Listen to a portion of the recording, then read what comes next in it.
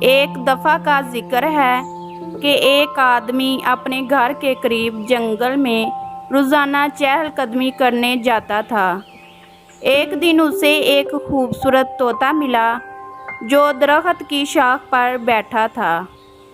آدمی نے طوطے سے بات کرنے کی کوشش کی تو وہ حیران رہ گیا جب طوطا اس کی باتوں کا جواب دینے لگا۔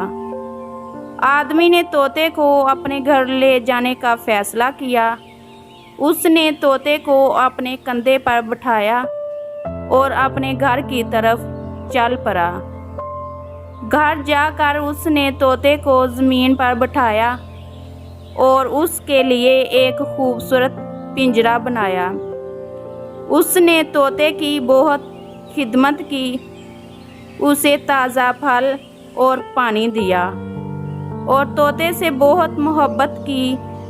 طوطا بھی جلد ہی آدمی کے ساتھ مانوس ہو گیا اور اس کے ساتھ باتیں کرنے لگا۔ ایک دن آدمی جب گھر سے باہر گیا تو اس نے واپس آ کر طوطے سے پوچھا، کیا تم خوش ہو یہاں میرے ساتھ؟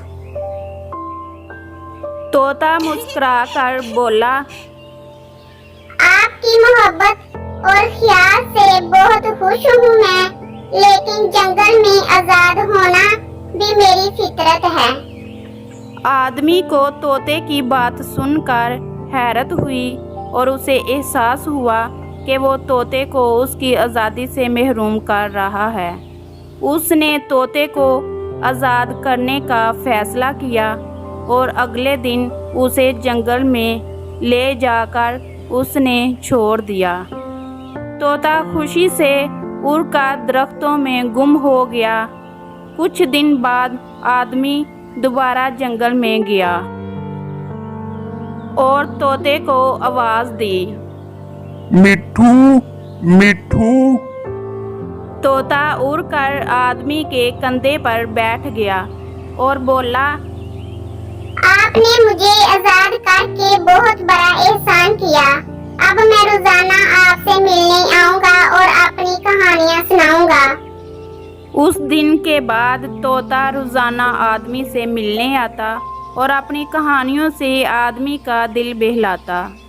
آدمی نے سیکھا کہ سچی محبت کسی کو قید میں رکھنے کی بجائے اسے آزاد دیکھنے میں ہے۔ تو بچوں، اس کہانی سے ہمیں یہ سبق ملتا ہے کہ سچی محبت وہی ہے جو دوسروں کی خوشیوں اور آزادی کا خیال رکھے۔